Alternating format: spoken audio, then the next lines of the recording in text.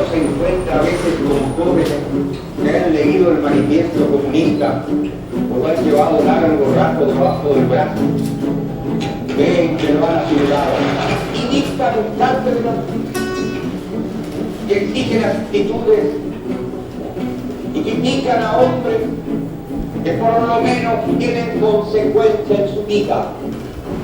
Y ser joven y no ser revolucionario es una contradicción hasta ideológica. Pero ir avanzando en los caminos de la vida y mantenerse como revolucionario en una sociedad burguesa es difícil. La juventud tiene que entender, y nosotros en Chile hemos dado un paso trascendente. La base política del gobierno está formada por marxistas, por laicos y cristianos. Y respetamos el pensamiento cristiano cuando ese pensamiento cristiano interpreta el verbo de Cristo que echó a los mercaderes del templo. Muchas gracias por venir en este día de calor intenso, pero es que Salvador Allende nació en un día 26 de junio. Y aunque en invierno, aunque en pleno invierno en Chile, perdón, voy a hablar con el micrófono. Hola. Y aunque el 26 de junio de hace 110 años era el pleno invierno, además los inviernos como antes, ¿no? Que llovía, de verdad, que nevaba, de verdad, que hacía frío, de verdad, que nadie tenía calefacción centralizada ni nada por el estilo en ese Chile de hace 110 años, pues entonces vamos a pechugar, como se dice en Chile, y vamos a estar eternamente fascinados de recorrer el historial de Salvador Allende, de su biografía, en un día como hoy, 2 días después de su natalicio, aquí en Madrid, 11.000 kilómetros más arriba de su lugar de nacimiento. Así que muchísimas gracias, primero que nada, a todas y a todos por estar aquí.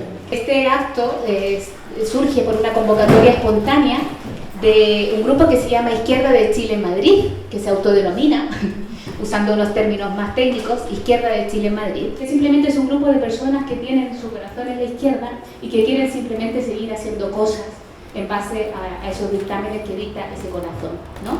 Sin ataduras ni rótulos políticos y bueno, recuperar un poco, aunque sea ambicioso el proyecto, pues un poco el espíritu que significó parte de la unidad popular que acompañó a Allende durante su mandato escapado y frustrado, ¿no?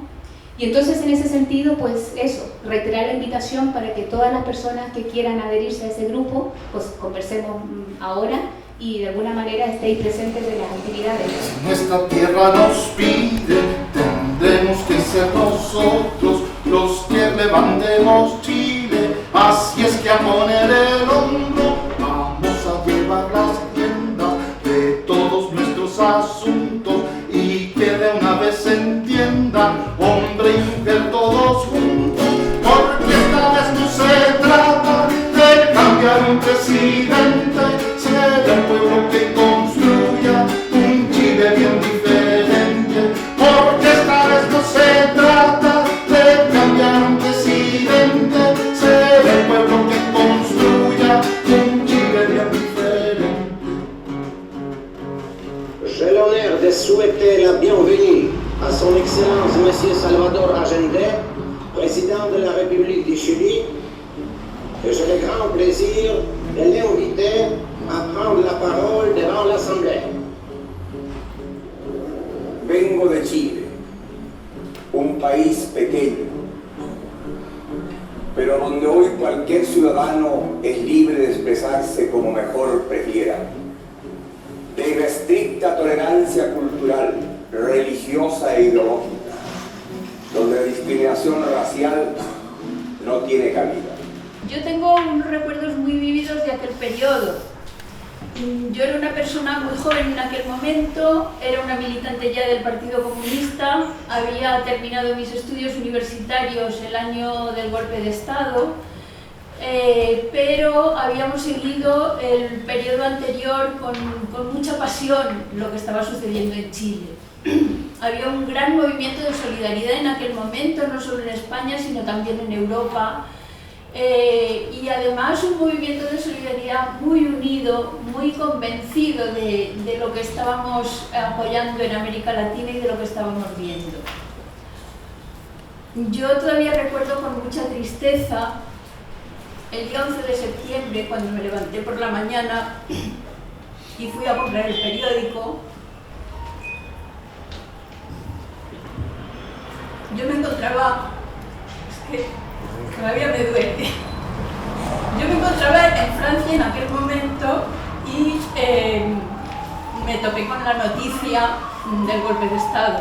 Fue un periodo muy ejemplar para la izquierda, un periodo del que deberíamos tomar nota en este momento en que todas las cosas son tan confusas.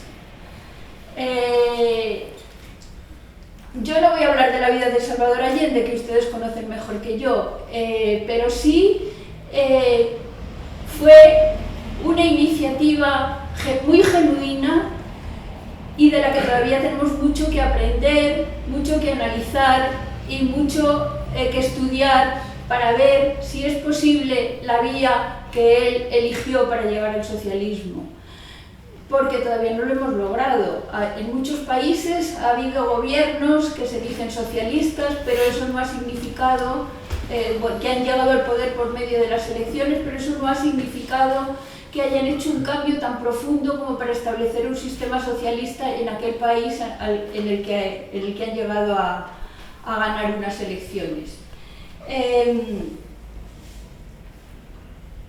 Tal vez en este momento que hemos visto en América Latina algunos cambios en los últimos 20 años haya habido un pequeño acercamiento, especialmente en mi opinión puede ser que en Bolivia, donde sí que se están produciendo unos cambios muy importantes y de alguna manera se está siguiendo un programa un poco semejante al que estableció Salvador Allende para su gobierno de unidad popular y de aplicación de la vía chilena al socialismo, es decir, la llegada, la toma del poder y la transformación de un país capitalista en un país socialista sin violencia y por medio de la legalidad y con una serie de cambios que venían dentro del programa electoral.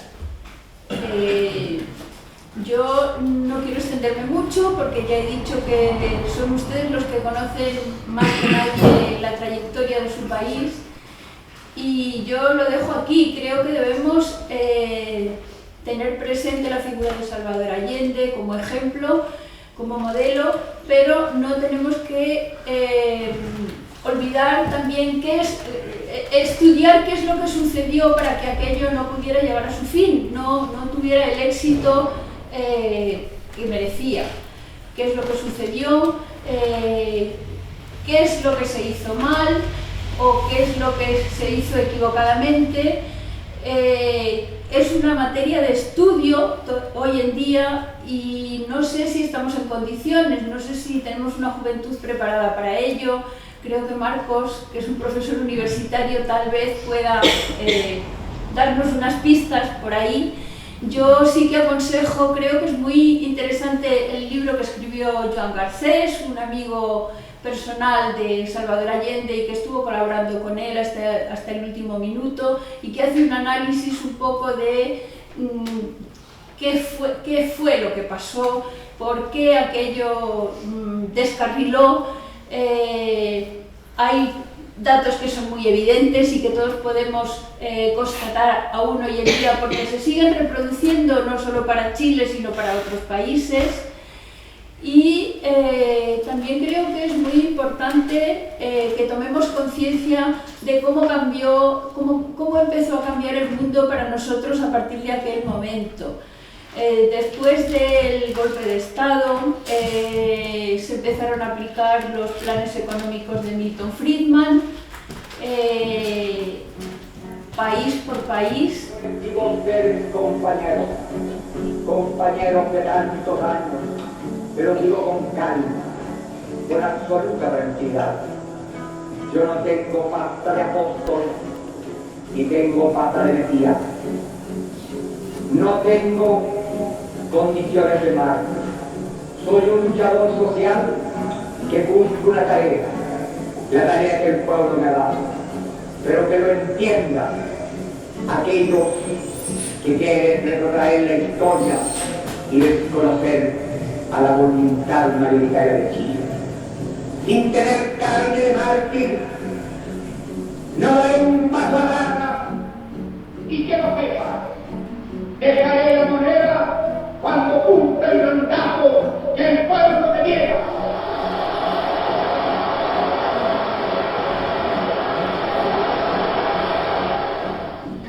Que no oiga, que se declare profundamente. Defenderé esta revolución chilena y defenderé el gobierno popular, porque es el mandato que el pueblo me ha entregado. No tengo otra alternativa. Solo afiliando de balazo podrá impedir su voluntad de hacer cumplir el programa. La patria se verá grande con su tierra liberada, porque tenemos la llave, ahora la cosa marcha, ya nadie puede quitarnos el derecho de ser libres, y como seres humanos podremos vivir en Chile, porque esta vez no se trata de cambiar un presidente, será el pueblo que construya un Chile bien diferente, porque esta vez no se trata de cambiar un presidente, será el pueblo que construya un Chile bien diferente. ¡Bravo! Veo que ya es habitual encontrarnos de alguna manera, no todos los años, pero todos los años nos encontramos en lo que fue el golpe de Estado, pero yo no quisiera hablar en esta ocasión de lo que fue el golpe de Estado, sino lo que nos ha traído aquí, que es el pensamiento de Salvador Allende, es decir, en definitiva, una pregunta que va más allá, porque yo creo que Salvador Allende se inscribe en Chile y forma parte del pensamiento chileno, y por tanto no puede tampoco ser abstraído y ponerlo como una figura muerta o simplemente como un ícono o como una persona que se le recuerda en una estatua, desde el punto de vista de una persona que tuvo un ideal, que al mismo tiempo luchó por él, pero que estaba totalmente desconectado de la realidad política del país, o que en definitiva incluso su pensamiento no respondía a lo que eran en esos momentos, ¿no?, las dinámicas políticas y sociales, ¿no?, de América Latina.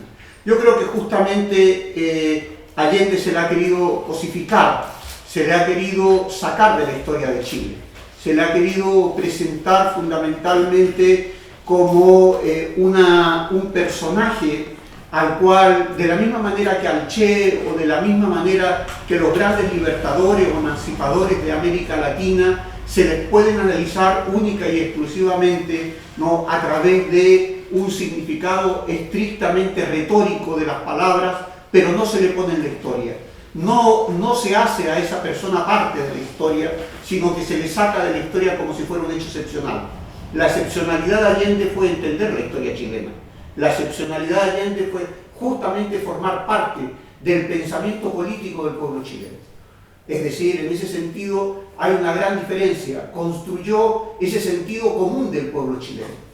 Por eso hubo mucho más allendistas que socialistas, mucho más allendistas que comunistas, mucho más allendistas que cristianos por el socialismo. Allende expresaba lo que era fundamentalmente esa dinámica de la historia de Chile. Es decir, todas las luchas, todos los sacrificios, todos los elementos que estaban presentes, yo creo que se sintetizaban en la figura de Salvador Allende.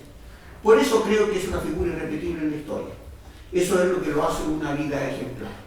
Por eso he querido empezar simplemente a partir de ahí para rescatar el pensamiento de Salvador Allende. Porque al final siempre quedan las palabras, las últimas palabras, las primeras palabras, siempre en ese ámbito, pero el tema fundamental es: Salvador Allende tenía pensamiento propio. Era un pensador que realizó también una aportación en el plano teórico, político, filosófico, de articulación también de una propuesta y de una alternativa. Es decir, eso es lo que en definitiva creo que tenemos que recuperar. que eso es lo que creo que en Chile se quiere eliminar. Se quiere eliminar el pensamiento de Salvador Allende y que queda simplemente la acción final. Yo no voy a renunciar, pagaré con mi vida, y evidentemente se traduce o en el 11 de septiembre del 73 o en el 4 de septiembre del 70, ¿no? Ese día en la Esquema.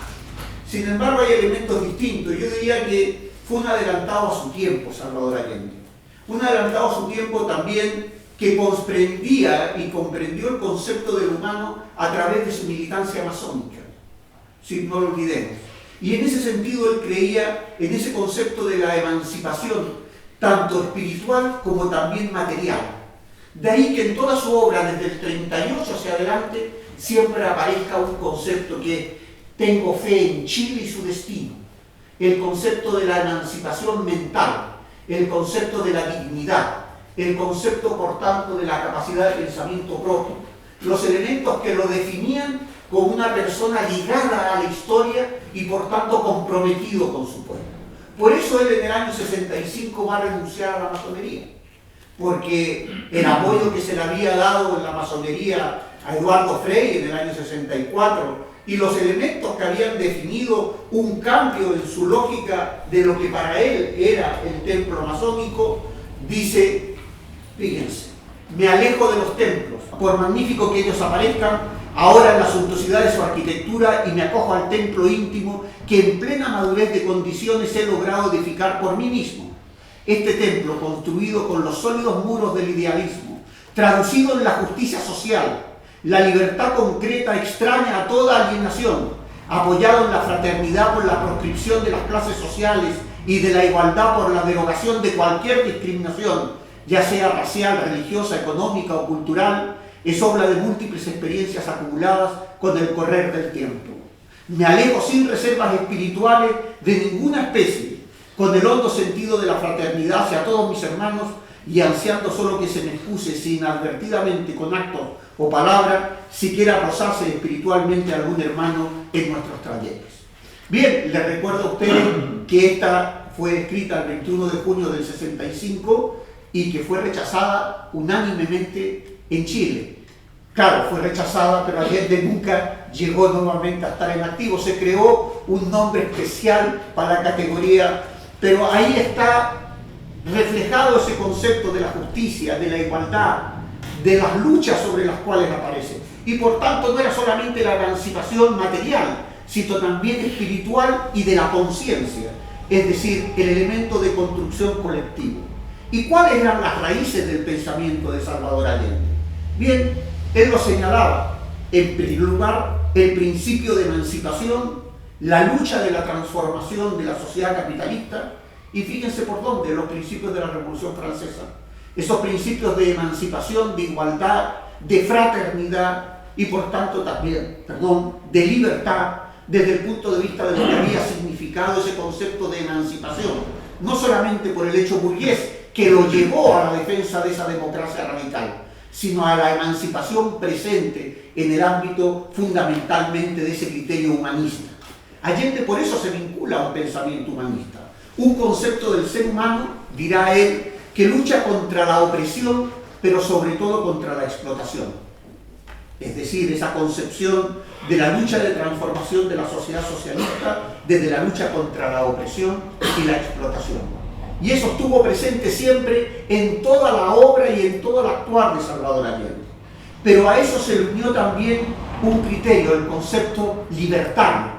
Él siempre aducía a ese zapatero remendón, amigo anarquista, que le había ido configurando y dice, no voy a perder nunca la tradición libertaria y sin dogmas.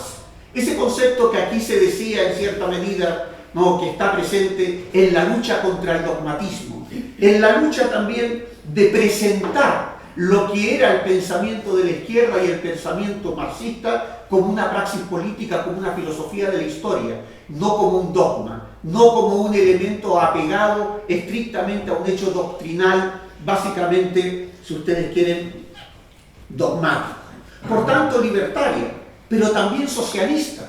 Él decía que era socialista porque había que luchar por la justicia, por la igualdad, había que luchar contra la pobreza. Y por tanto, la concepción humanista, libertaria, su pensamiento socialista, le llevó también a ese pensamiento antiimperialista. Allende era un profundo antiimperialista. Pero un antiimperialista no de boca, ahora que tanto se habla de antiimperialismo, sino antiimperialismo en la defensa de la soberanía, del derecho de autodeterminación, de la decisión de los pueblos frente al poder de las multinacionales, y por tanto era antiimperialista, pero reunía otro criterio también, era anticapitalista. Porque antiimperialistas han habido muchos. Por ejemplo, Barrientos en el caso de Bolivia. Fue un antiimperialista, pero hizo toda la guerra sucia y llevó al asesinato del Che. Y en el caso de Díaz Ordaz, por ejemplo, en México, significó la matanza de Tlatelolco el 2 de octubre de 1968, y también era nacionalista y antiimperialista. Y Luis Echeverría, también con todo lo que ayudó al pueblo chileno y con todo, también era nacionalista y antiimperialista, pero ni era ni socialista, ni era también en ese sentido libertario en la concepción que lo diferenciaba. Y ahí tienen ustedes la guerra sucia en México, cientos de miles de muertos y asesinados. Es decir, ese antiimperialismo tenía otra dimensión también, humanista, libertaria, socialista, antiimperialista, anticapitalista, pero faltaba algo que le construía el pensamiento propio a Salvador Allende, el concepto del latinoamericano. Era profundamente latinoamericanista. Todo eso se unía a las luchas, se unía a Martí, a Bolívar, a Artigas, a los Carrera, recuperaba la herencia de la lucha por ese elemento que en Chile se convirtió en parte de su pensamiento, esa segunda independencia. Por eso la presencia de la emancipación no solamente mental, sino también en ese sentido material, la emancipación que llevaba desde el punto de vista de romper la dependencia económica y política y social de Chile, pero no solamente de Chile, en el contexto latinoamericano. Bien, desde ese elemento él llega a una concepción materialista. O sea, todos estos elementos que están presentes en su juventud, todos estos elementos que lo van configurando, que se van desarrollando, que están presentes en el 38 cuando fue ministro de Salud Pública con Pedro Aguirre Cerda, cuando peleó y luchó contra la ley maldita que expulsaba a los comunistas y que los llevaba a la clandestinidad, con todo lo que significaron los campos de concentración y la salida de Pablo Neruda, que luchó también por la unidad del Partido Socialista en un momento en el cual desde la década de los 40, 50, fundamentalmente en la década de los 50, se había dividido, a los 40, a principios de los 50, y que luchó por esa unidad y que se configuró en ese ámbito, le llevó a decir que había que abrir el marxismo latinoamericano. Por eso fue un hombre adelantado a su tiempo. Fíjense, abrir el marxismo latinoamericano. Y él señalaba, no es una utopía, es un método para interpretar la historia. Hay que hacer praxis política, es un método. Desde ese punto de vista, decía Allende, supone reinterpretar y debatir los grandes problemas latinoamericanos. Chile tenía una realidad histórica propia, que lo hacía específico en el ámbito del Cono Sur y en el ámbito de nuestras realidades. Bien lo decía en parte cuando lo decía en Naciones Unidas, durante 120 y tantos años el Parlamento había funcionado, sí, había que ver cómo, pero no vamos a entrar, digamos, en ese hilo tan fino. Pero evidentemente los partidos políticos, salvo momentos históricos, lo que Chile no había sufrido es esa tradición de golpes de Estado. Habían habido 3 grandes golpes de Estado. El último, por ser el más evidente, el de 1924-25, no, es decir, con Ibáñez del Campo, lo que fue NEF, no quiero meterme en esa parte de la historia, no viene al caso y también por el tiempo, pero en definitiva, digamos, no habíamos sufrido, Chile era un país que se decía fundamentalmente institucional, respetuoso del orden político. Tanto es así que en el año 1969, cuando Allende estaba fuera de Santiago, se produce un golpe o un intento de golpe militar contra el gobierno de Eduardo Frei. Allende en ese momento, si mal no me recuerdo, era presidente del Senado. Él estaba en Valparaíso tomó inmediatamente un tren y desautorizó a militantes socialistas, y de un solo nombre, Erich Schnacker, que había apoyado el golpe militar contra el gobierno de Eduardo Frei. Dijo, nosotros no vamos a apoyar nunca a los golpistas, estamos por la Constitución. Y es más, en el año 52, contra Ibáñez del Campo, ganó las elecciones. Ahora va a ser 52, 52, 58. No, 58 fue Alessandri. Ganó las elecciones, pero hubo fraude. Y Allende dijo, muchos le dijeron, reivindique que hubo fraude. Y dice, yo no quiero, porque tenía el principio de la guerra civil que había pasado en España. Yo no quiero que se reproduzca en Chile. Si tenemos que perder estas elecciones, ya ganaremos otras. Fíjense ustedes el elemento de la conciencia política, del elemento de la construcción de esos factores que en estas pequeñas anécdotas, porque son anécdotas, van reflejando una construcción de un sujeto histórico. Por tanto, él decía que había que abrir el marxismo latinoamericano, había que crear en el ámbito no de una utopía, sino de un método para interpretar la historia. Y eso decía que había que debatir los grandes problemas en Chile y en América Latina. Por ejemplo, el problema del cambio social, decía él, el problema del subdesarrollo, la exclusión, la pobreza. Por eso el proyecto era un proyecto de cambio social, proyecto de la unidad popular, el proyecto de transformación fue un proyecto de cambio social. Pero sobre todo decía, tenemos que discutir de la democracia política, porque él señalaba en un momento determinado, me van a perdonar porque no quiero tampoco estar continuamente, dice, insistimos, dice Allende, por allá por principios de los 60, la democracia política es infecunda en la hora actual. La democracia económica y social es un imperativo que emerge de las contradicciones del capitalismo y que fluye de la experiencia de la guerra. En Chile estamos en guerra contra el hambre, la miseria, la inseguridad social, el miedo a vivir por la incertidumbre de no tener trabajo. Este es el concepto de cambio social y de democracia política. Una democracia política que dice que hay pseudodemocracias. Pseudodemocracias dice que en América Latina se vanaglorian, pero que siguen los mismos caminos del imperio norteamericano. Se refería fundamentalmente a Colombia en un momento muy determinado.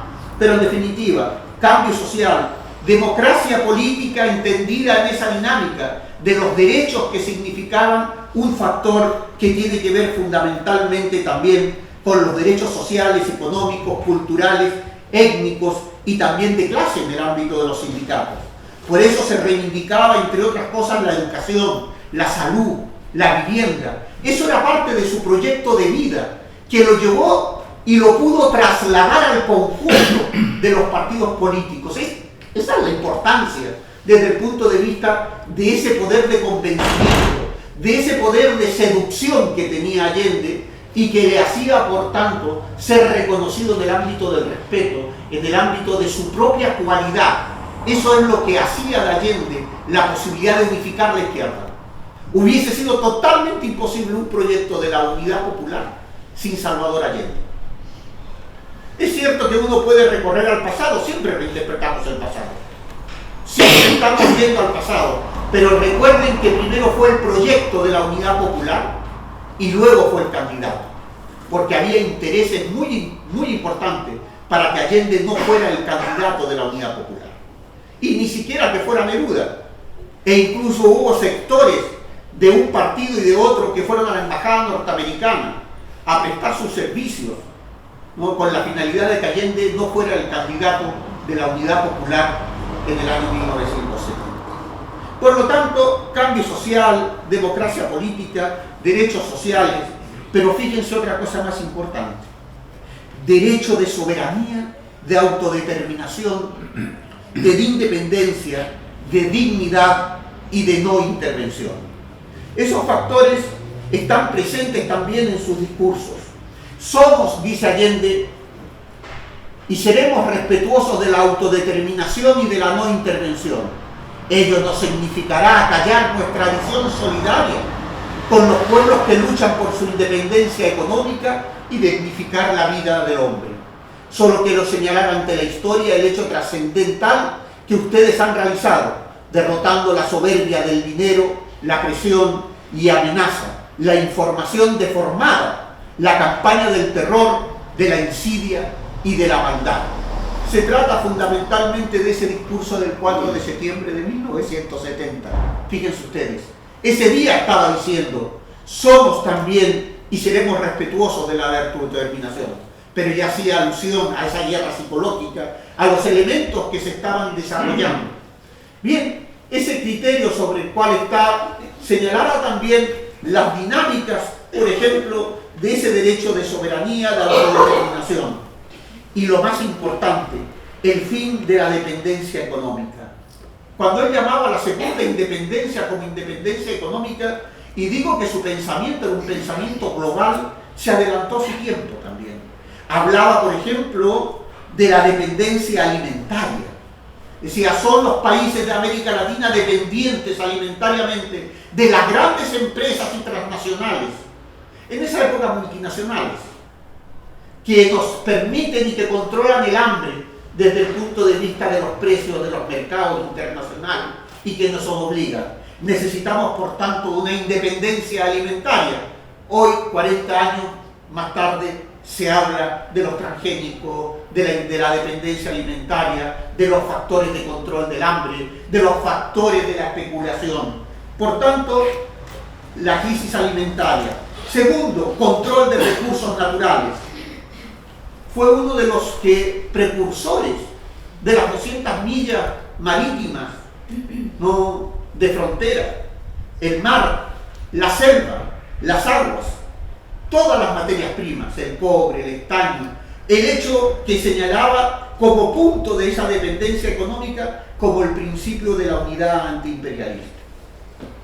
Yo diría que estos son los elementos que van identificando.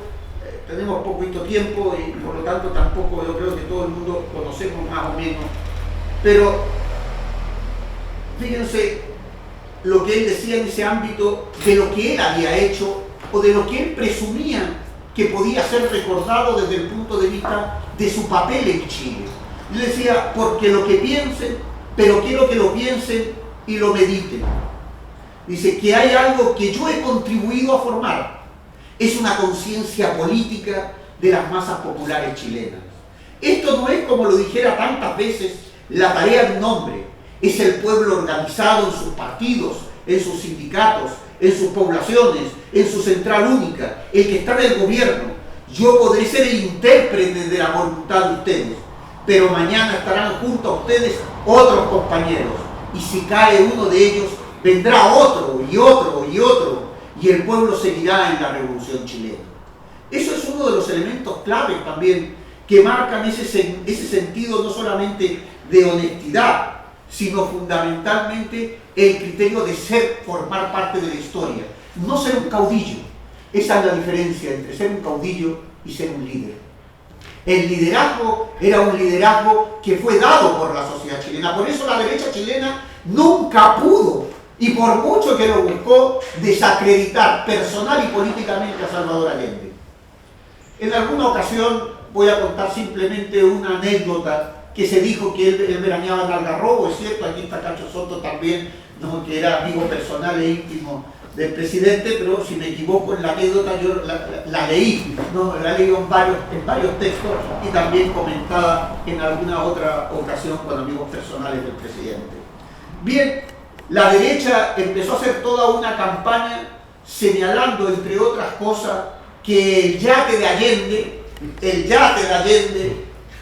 tenía un yate en Algarrobo donde recibía, hacía orgía, vamos a decir que todo, es decir, si estuviéramos en esta época, diría ya que hasta recibía a los narcos, recibía, bien.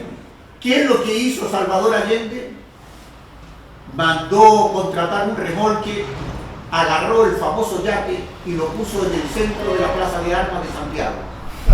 Y era un bote a remos que tenía un motorcito fuera con una velita. Y él dice, este es el yate que dicen que tiene Allende. Se acabó la discusión. Ese era Salvador Allende. En otra ocasión le dijeron también el problema de las casas Corby, las casas que eran unas casas para los sectores populares, ¿no? Que no tenían y que decían que era imposible construir.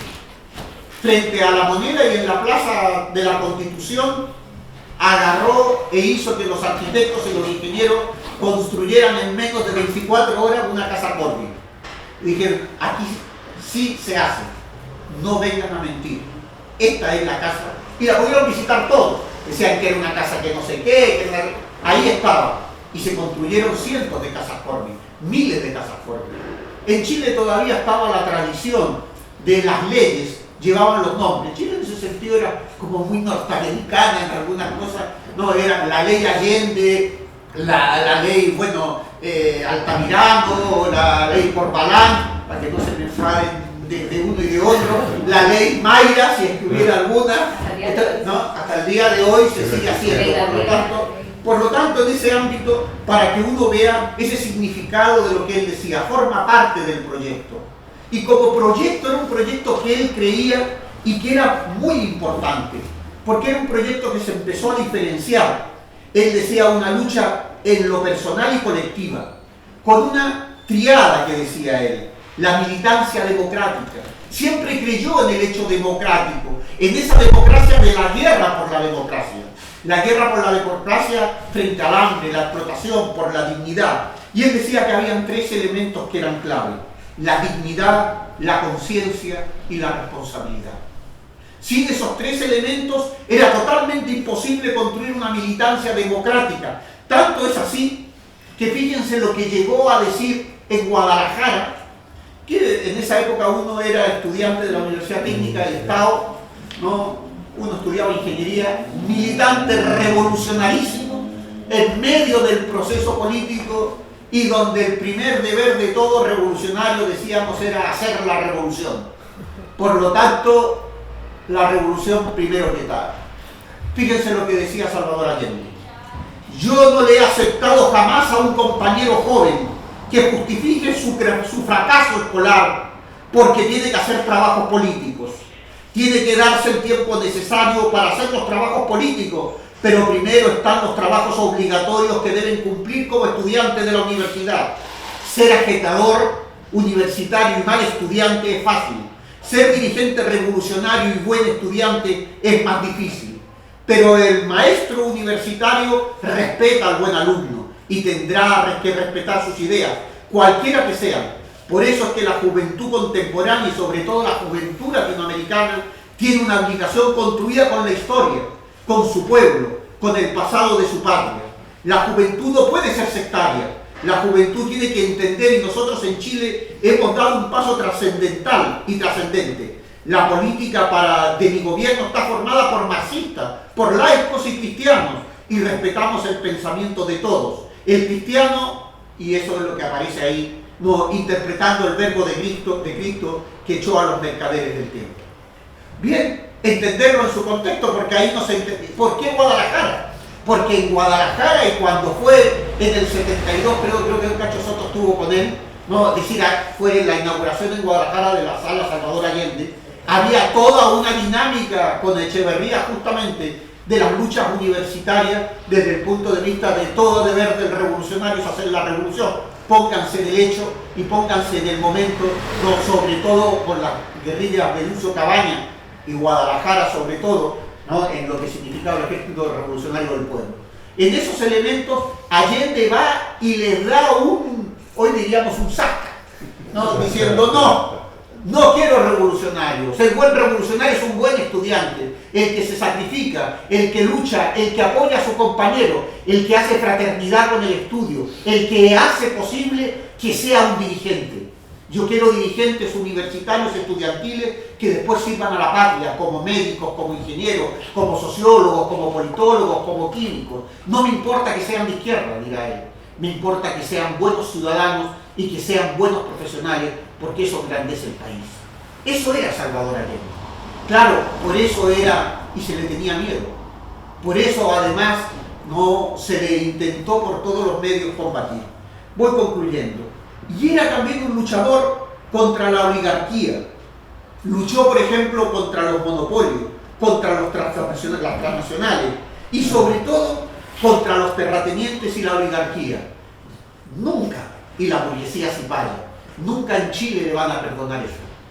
Es decir, su demanda continua de las reformas agrarias, de la reforma también educativa, de las reformas que en definitiva hacían posible la integración del pueblo chileno a lo que era el proceso de negociación, de mediación, de representación, de negociación, es decir, de tener esa dignidad que implicaba la condición humana. Por eso, y por haber nacido en Chile, tenía una propuesta, fíjense, y les voy a leer para que entendamos cuál era la propuesta final de Allende, que es lo que se vino a llamar la vía chilena al socialismo. Él dice: yo tengo una experiencia que vale mucho. Yo soy amigo de Cuba. Soy amigo hace 10 años, claro, lo decía en los 70, hace 10 años de Fidel Castro. Fui amigo del comandante Ernesto Che Guevara. Me regaló el segundo ejemplar de su libro Guerra de Guerrillas. El primero se lo dio a Fidel. Yo estaba en Cuba cuando salió, y en la dedicatoria, para que ustedes se den cuenta, es la dedicatoria del Che, no de ayer, no de Fidel. Dice: cuando salió en la dedicatoria me puso lo que dice, comillas, a Salvador Allende, que por otros medios trata de obtener lo mismo. Si el comandante Guevara firmaba una declaración de esta manera, es porque era un hombre de espíritu amplio que comprendía que cada pueblo tiene su propia realidad y que no hay una receta para hacer revoluciones. Y por lo demás, los teóricos del marxismo, y yo me declaro que soy un aprendiz tan solo, pero no niego que soy marxista, también trazan con claridad los caminos que pueden recorrerse frente a lo que es cada sociedad, lo que es cada país. De allí entonces que es útil que la juventud, etcétera, etcétera, etcétera.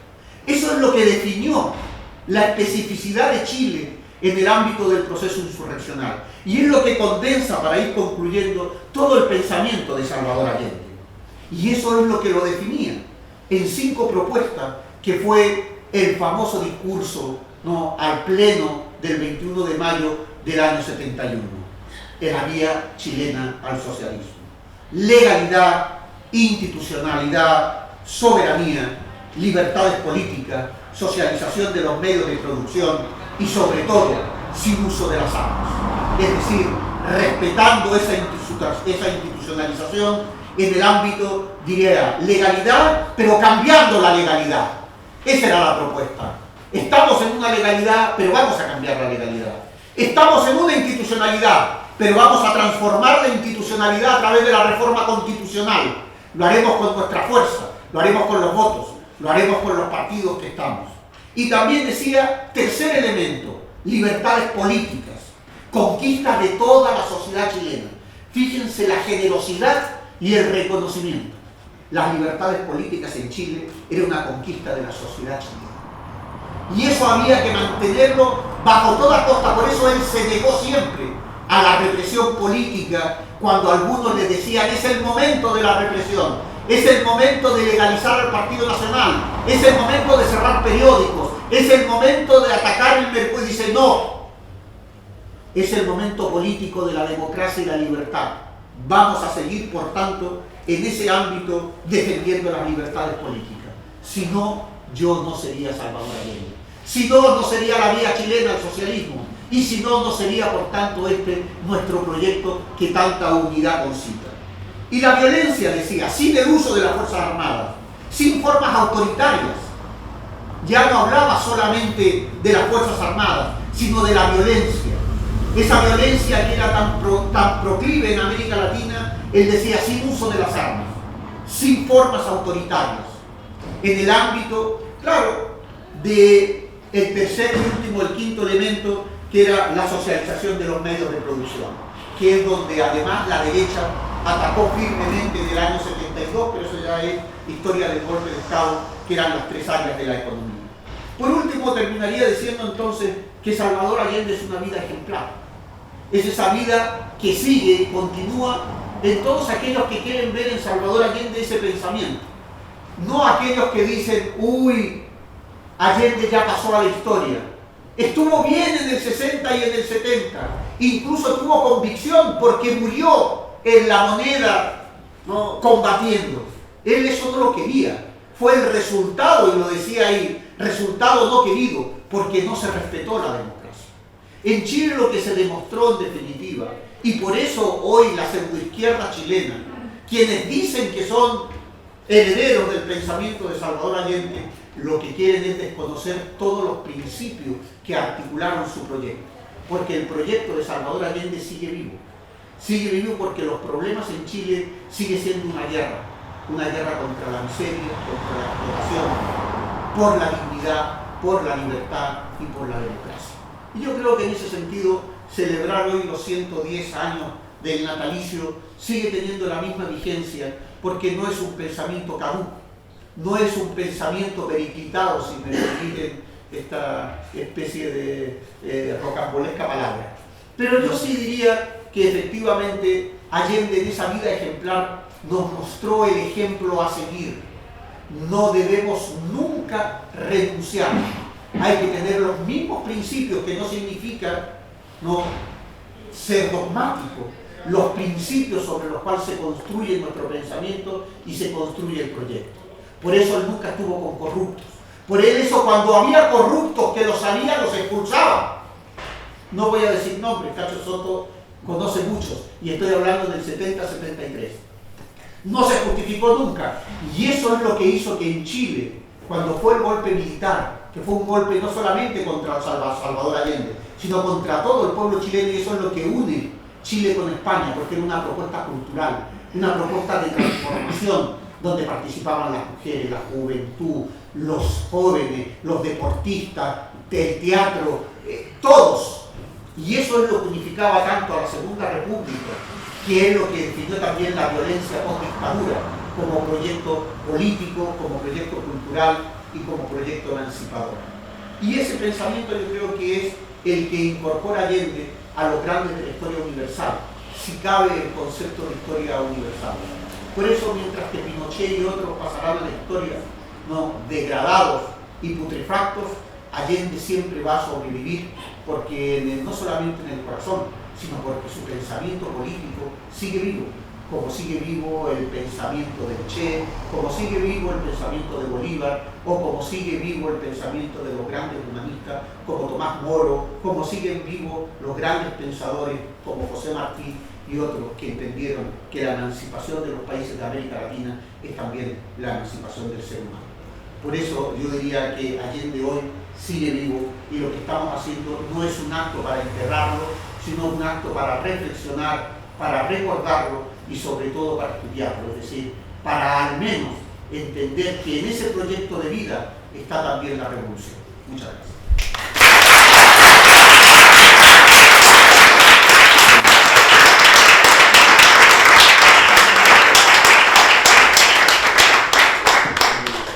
Bueno, yo sí puedo dar fe de que Allende se le ha querido cosificar cuando, si me permiten, cuando era estudiante en plena dictadura de los años 80 y finales de los 90, los libros de historia llegaban hasta el 58, se hacía mucha tontería con la elección que, como dato anecdótico, se ponía que había intervenido el cura de Carapinto también, y 6 candidatos y 5 candidatos más. Ni siquiera se contaba que había ganado de sangre, con lo cual doy fe de eso, los libros de texto, que espero que hayan cambiado. Y también me ha parecido que lo ha citado, lo de las 200 millas marinas de zona económica exclusiva. Pues tengo que decirte que los libros de historia de los 80 se lo atribuyen los militares a esta medida visionaria del gobierno de la Unidad Popular. Pero, como bien lo has dicho, el proyecto de Salvador Allende sigue vivo. Y si me permitís, para terminar ya este acto, me gustaría dar fe también de eso. Estamos muy cristianos, ¿no? He dicho fe 2 veces. Bueno, lo ha dicho también Allende de alguna manera. Porque también me gustaría hacer alusión a una situación que hemos vivido en los últimos días o semanas con respecto, y que son imágenes que han dado la vuelta al mundo. Las millennials que hoy salen a la calle y que toman las universidades son las nietas de unas mujeres que iniciaron en los 70 el camino hacia esta igualdad. Y aunque obviamente el escenario hace 4 décadas no es el actual, sí que fue por esos días en donde se forjó al menos la preocupación de incluir en la lucha por las desigualdades y la justicia social la inclusión de las mujeres. El programa del gobierno de la Unidad Popular incluyó varios aspectos importantes que hasta entonces habían sido ignorados, y aunque el problema de la discriminación discriminación hacia la mujer y la concepción de su rol en la vida política social no se abordó en profundidad, sí se avanzó en temas de igualdad jurídica y equidad salarial entre hombres y mujeres, buscando eliminar todas las diferencias. Y para esto cito un párrafo del propio Salvador Allende del programa de gobierno fechado en el año 70. Y serán las trabajadoras de la industria las que impidan al mal patrón discriminar en la remuneración que debe recibir la mujer. No solo será la mujer la que debe defender sus derechos, sino que será la obligación de los trabajadores no permitir, no tolerar, no aceptar que se la explote más. Eso está fechado en el año 70, donde no había cuotas de poder, simplemente había un deseo de la Unidad Popular por trabajar con compañeras y compañeros de igual a igual. Con esas imágenes de las feministas hoy pintadas, tomando las universidades, creo que de alguna manera el pensamiento de Allende, Marcos, Remedios, sigue bastante vivo. Así que muchísimas gracias por venir este día y por reivindicar la figura de Salvador Allende, un hombre adelantado a su tiempo y excepcional. Óscar, tú tienes la palabra. Perdón, Sí. yo quiero decir brevemente, no quiero abundar en lo que es obvio, que debemos dar las gracias a los que hemos estado esta tarde aquí cuando hemos escuchado a Marcos Roitman hacer una síntesis brillante del pensamiento político y de la praxis del presidente Salvador Allende. Yo creo que lo que él ha dicho históricamente deberíamos poderlo repetir varias veces, sobre todo para los jóvenes. Deberíamos poderlo repetir. Aquí se han dicho todos, Marcos, la compañera que no sé su nombre, pero me parece muy acertado alguna de sus apreciaciones, nos han dado una lección de cosas que no debemos olvidar, en las cuales yo brevemente quería insistir. Primero, la compañera ha dicho una cosa que es obvia: la historia de la Unidad Popular no está escrita. La historia real de lo que fue la Unidad Popular, de lo que fue el proyecto, de lo que fueron las realizaciones, de lo que fue la preparación del golpe militar, de las consecuencias, no está escrita. Hay relatos bien fundamentados de personas que tuvieron una activa participación en los gobiernos de Salvador Allende, pero una historia, digamos, completa que encaje a la Unidad Popular en lo que Marcos brillantemente dice, que la Unidad Popular y el pensamiento de Allende no es algo prestado, es algo que se deriva de la trayectoria política de la sociedad chilena. Es una sociedad que tiene Frente Popular, es una sociedad que crea la Unidad Socialista Comunista, es una sociedad que crea la incorporación de los laicos y de los católicos a las ideas progresistas, arrebatándoselas a la democracia cristiana. De manera que todo lo que se está diciendo en esta edad tiene, a mi gusto, una trascendencia enorme. No en vano, estaba pensando, se celebra los 110 años del nacimiento, un 26 de agosto, 26, no 28, 26 de agosto, Salvador, de junio, perdón, disculpe. Porque también son los 200 años del nacimiento del más grande pensador político que ha tenido la humanidad, de Karl Marx.